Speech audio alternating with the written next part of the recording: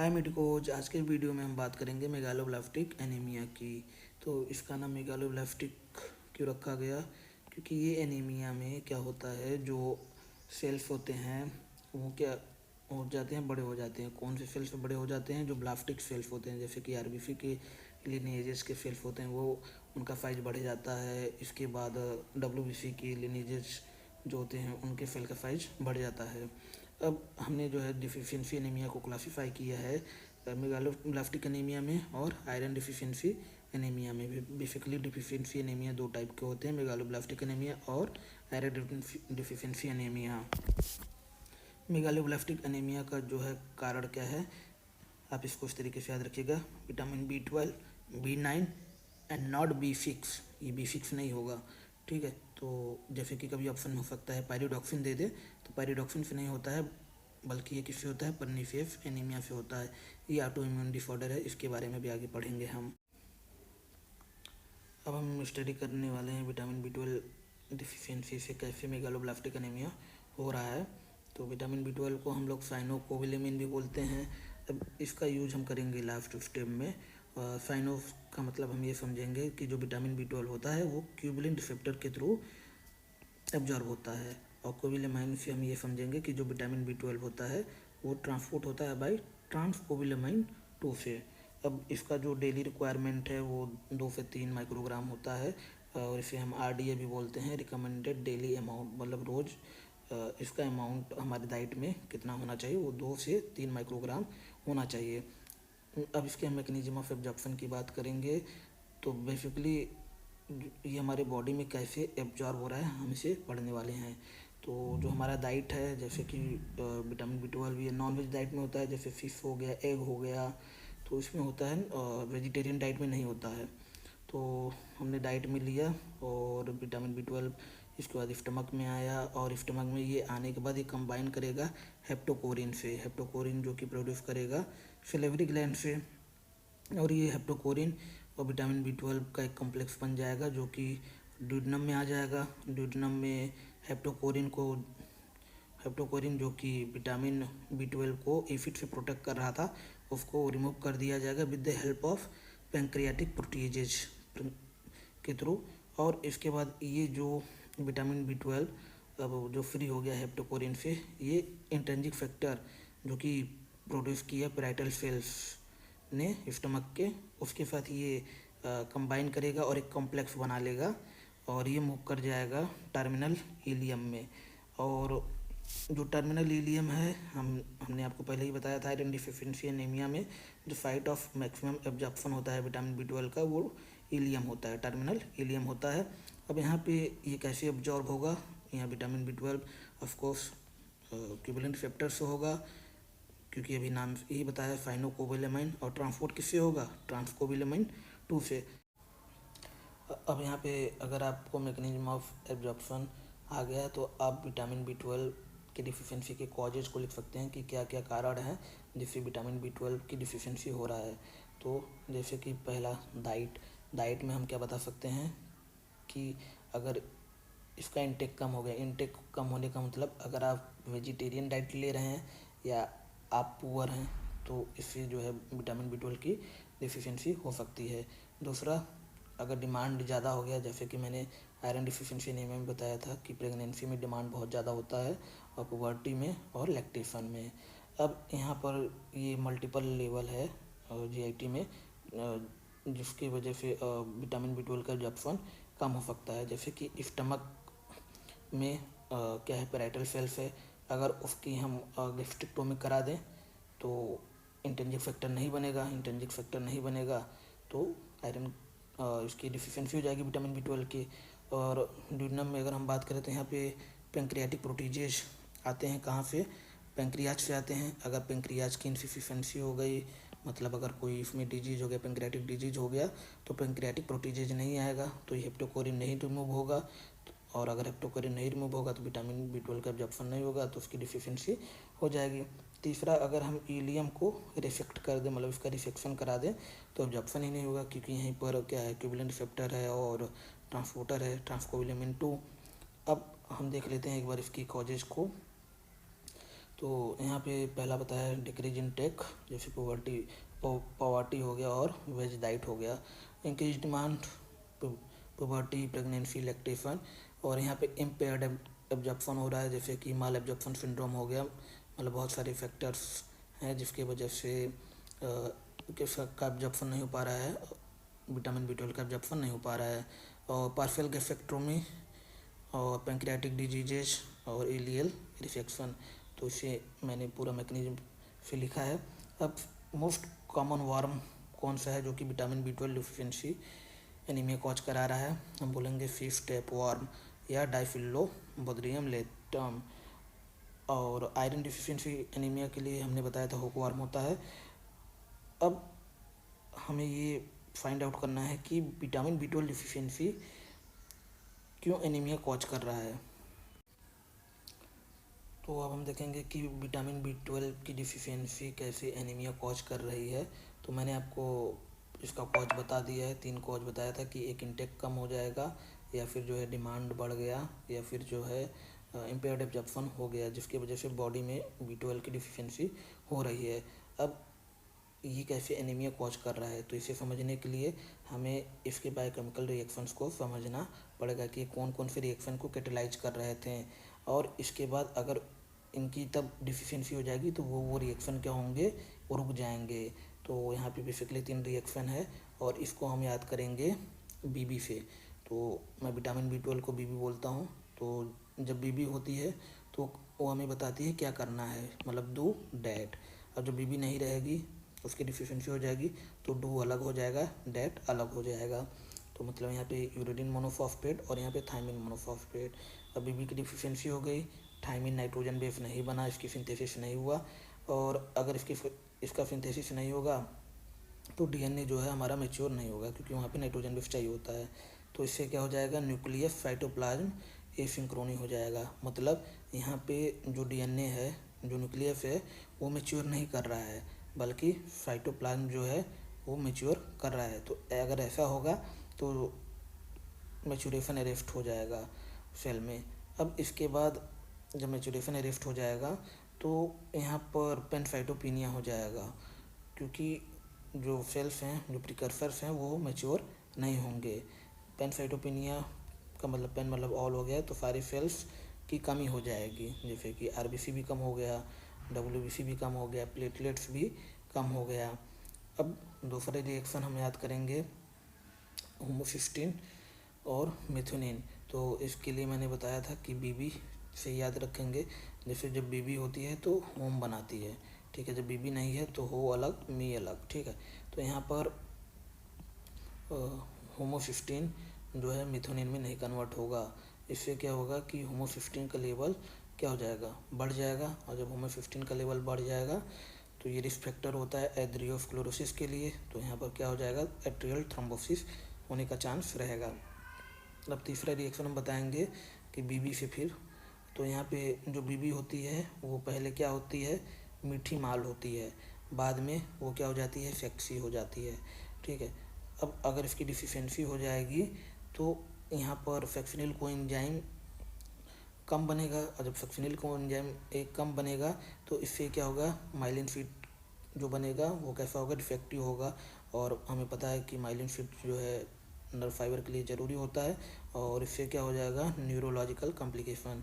तो यहाँ पे मैंने आपको 3 चीज़ बताया कि मेगालोब्लास्टिक एनीमिया वाले जो पेशेंट होंगे, एक तो वो क्या प्रेजेंट करेंगे, पेनसाइटोपिनिया, दूसरा इंक्रीज रिस्क ऑफ एथेरोस्क्लेरोसिस, मतलब कि वहाँ पे थ्रोम्बस बनने का चांस रहेगा, और इसके बाद न्यूरोलॉजिकल कॉम्प्लिकेशंस हमें देखने को मिलेंगे विटामिन B12 की डिफिशिएंसी में। अब अगर आपको ये बायोकेमिकल रिएक्शन पता है तो आप जो है क्लिनिकल फीचर्स लिख सकते हैं, जैसे कि पेनसाइटोपिनिया में आप ये बता सकते हैं कि जो यहाँ पर क्या होगा, RBC कम हो गया। RBC कम होने का मतलब क्या है, जो पेशेंट रहेगा उसके सिम्टम क्या रहेंगे, पेलर और फैटिक, ठीक है। इसके बाद WBC कम हो गया, तो यहाँ पे सिम्टम क्या मिलेगा कि इंक्रीज रिस्क ऑफ इन्फेक्शन हो जाएगा। और इसके बाद यहाँ पे देखिए क्या है कि मैच्योरेशन अरेस्ट हो रहा है, ठीक है। अब इससे क्या है कि जो प्रिकर्सर्स हैं वो मैच्योर नहीं हो रहे हैं, और जब ये मैच्योर नहीं होंगे तो अब अल्टीमेटली ये क्या करेंगे, टूटेंगे और मतलब उनको जो है बोन मैरो में ही तोड़ दिया जाएगा। इससे क्या होगा, स्प्लेनोमेगली हो जाएगा और जॉन्डिस हो जाएगा। तो मैंने आपको कहा था कि अगर आप बायोकेमिकल रिएक्शन समझ जाएंगे तो आपको clinical feature for lab diagnosis लिखने में इजी हो जाएगा। जैसे कि यहाँ पर पेलर फेटिग और इंक्रीज रिस्क ऑफ इन्फेक्शन और ब्लीडिंग टेंडेंसी बढ़ जाता है। और इसके बाद यहाँ पर स्प्लेनोमेगली जॉन्डिस, क्योंकि मैचुरेशन अरेस्ट हो गया तो ब्रेक डाउन हो जाएगा इनका सेल्स का, तो उससे क्या होगा, जॉन्डिस हो सकता है, ब्लीडिंग बढ़ जाएगा और स्प्लेनोमेगली होगा। न्यूरोलॉजिकल कॉम्प्लिकेशन सॉल्व पहले ही बता दिया है, जैसे कि सबक्यूटेनियस कंबाइंड डिजेनरेशन हो गया।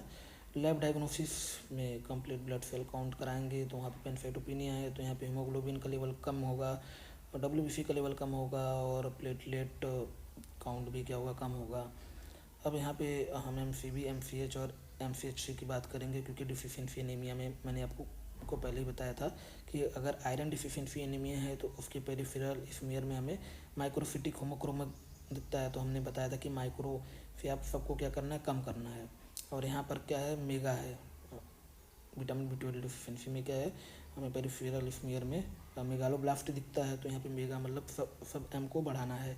बस आपको याद रखना है कि जो MCHC है वो नॉर्मल होगा। क्यों नॉर्मल होगा, क्योंकि जो है इंक्रीज इन हीमोग्लोबिन वो डायरेक्टली प्रोपोर्शनल होता है साइज ऑफ RBC के। जितना RBC का साइज बढ़ेगा उतना हीमोग्लोबिन इंक्रीज हो जाएगा, तो ये MCHC क्या हो जाएगा, नॉर्मल हो जाएगा। और यहाँ पे सबसे ज़रूरी है पेरिफेरल स्मीयर। जब भी हम लैब डायग्नोसिस लिखेंगे तो पेरिफेरल स्मीयर ज़रूर बताएंगे। तो यहाँ पर आप RBC देख लीजिए और यहाँ पर आपको बड़ा सा ओवल सेल्स दिखेगा, तो इसे हम बोलेंगे मैक्रोग्लोसाइट्स। और उसके बाद कैबोट रिंग्स हमें देखने को मिलता है, ये क्या है, 8, और इसको हम बोलते हैं फिगर ऑफ 8। ये किसका बना होता है, माइक्रोट्यूब्यूल्स का बना होता है। इसके बाद हावेल जॉली बॉडी, ये होता है रेमिनेंट ऑफ DNA, क्योंकि इनफेक्टिव रेट्रोपोसिस होता है।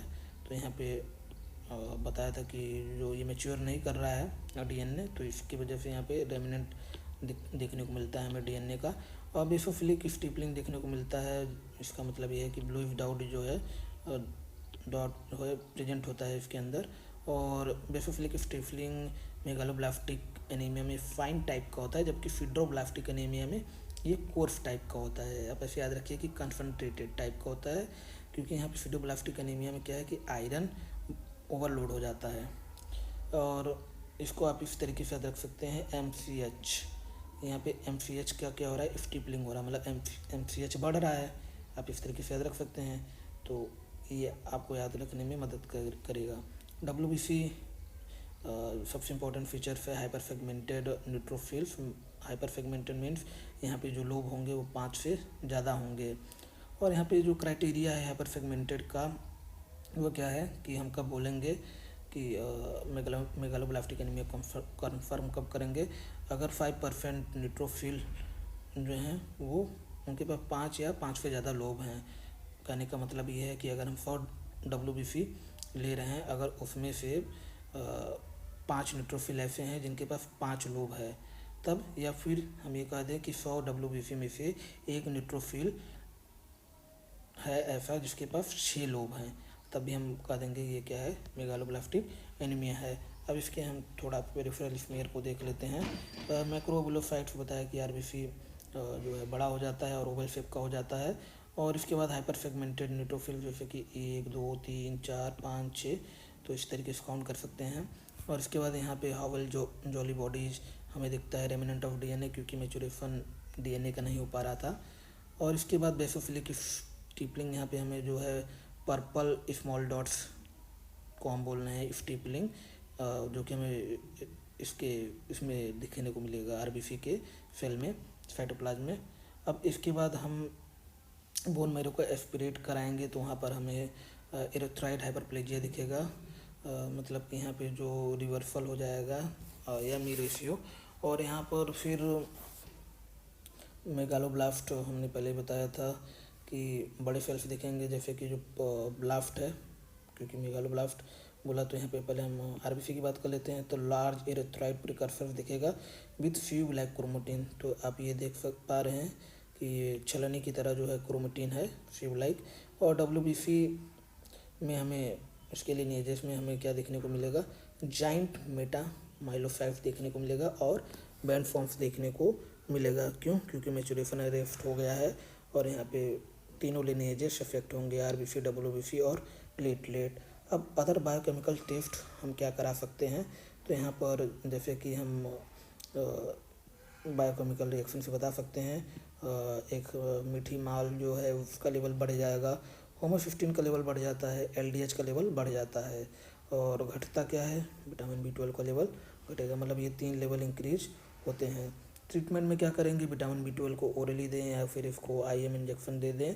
और इसको हम मॉनिटर कैसे करेंगे, जैसे उसका आयरन डिफिशिएंसी क्या करते थे, रेटिकुलो फोलेट डिफिशिएंसी की वजह से मेगालोब्लास्टिक एनीमिया कैसे हो रहा है। और तो यहाँ पे हमने आपको पहला कॉज बताया था कि विटामिन बी12 की डिफिशिएंसी हो गई। अब यहाँ पर हम स्टडी कर रहे हैं विटामिन बी9 की डिफिशिएंसी से मेगालोब्लास्टिक एनीमिया कैसे हो रहा है। तो नाम ही बता रहा है कि फोलेट का मतलब क्या है, इसका सोर्स में क्या है, ग्रीन लीफी वेजिटेबल।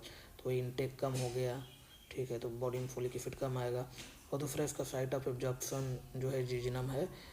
हमने आपको बताया था कि आयरन डिफिशिएंसी एनीमिया का साइट जो है डूजनम था और फोलेट का जीजनम था। और जो उसका विटामिन बी12 का है वो टर्मिनल इलियम था। अब जैसे हमारे बॉडी में कार्बोहाइड्रेट हम लेते हैं और वो ग्लूकोज में टूटता है, ऐसे ही जो लीफ होता है उसमें पॉलीग्लूटामेट प्रेजेंट होता है और ये जो है टूटता है मोनोग्लूटामेट में। और ये जो मोनोग्लूटामेट है यही एब्जॉर्ब होगा जीजनम में और इसके बाद ये जो है हेल्प करता है आरबीसी के प्रोडक्शन में। अब हम ये कहते हैं कि जो फोलेट डिफिशिएंसी में खाली एनीमिया होता है, यहाँ पे कोई न्यूरोलॉजिकल कॉम्प्लिकेशंस नहीं दिखता है जैसा कि हमें विटामिन बी12 डिफिशिएंसी में दिखता है। अब यहाँ पे देखिए एक क्वेश्चन जो कि काफ़ी बेसिक है, जिसे हम बोलते हैं कि पेशेंट है जिसके विटामिन बी12 की डिफिशिएंसी है, पर हमने जो है उसे विटामिन बी12 ना देकर हमने उसे फॉलिक एसिड दे दिया, तो क्या वो पेशेंट रिस्पॉन्ड करेगा? तो हम कहेंगे कि हाँ करेगा, क्योंकि फोलिक एसिड भी जो है आरबीसी के प्रोडक्शन को बढ़ाता है जैसा कि अभी बताया। लेकिन ये जो है न्यूरोलॉजिकल जो कॉम्प्लिकेशंस है उसको ठीक नहीं करता है, क्योंकि ये मिथीमाल बिकम सेक्सुअली रिएक्शन को कैटेलाइज नहीं करता है, तो उससे माइलिन फिट तो प्रोड्यूस नहीं होगा।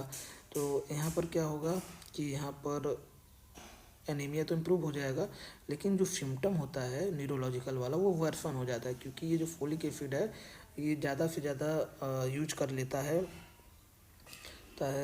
चीज़ों को आरबीसी बनाने में। तो इससे क्या होता है कि ये जो न्यूरोलॉजिकल कॉम्प्लिकेशंस और ज़्यादा वर्स हो जाता है। तो इसीलिए हमें जो है पहले चेक करना पड़ता है कि किसकी डिफिशिएंसी है, उसके बाद ही ट्रीटमेंट स्टार्ट करना चाहिए। अब हम देखेंगे मेगालोब्लास्टिक एनीमिया कैसे परनीशियस एनीमिया की वजह से होता है। हमने दो पहले ही देख लिया है, एक विटामिन बी12 डिफिशिएंसी और एक विटामिन बी9 की डिफिशिएंसी की वजह से, और ये परनीशियस एनीमिया की वजह से। परनीशियस एनीमिया हमें पता है ऑटो इम्यून डिसऑर्डर है, टाइप 2 हाइपर सेंसिटिविटी रिएक्शन है, एंटीबॉडी मेडिएटेड होता है।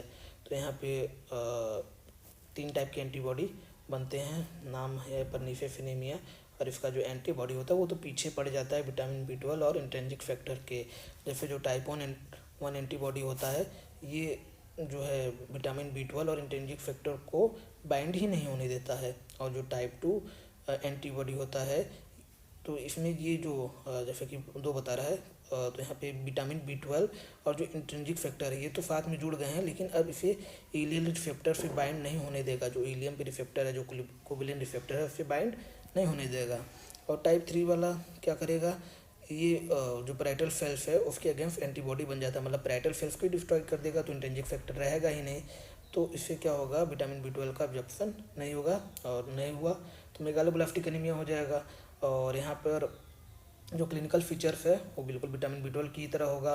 और यहाँ पर कुछ और फीचर्स हैं, एडिशनल फीचर्स, जैसे कि बीफी टंग हो गया, एट्रोफिक ग्लोफाइटिस हो गया।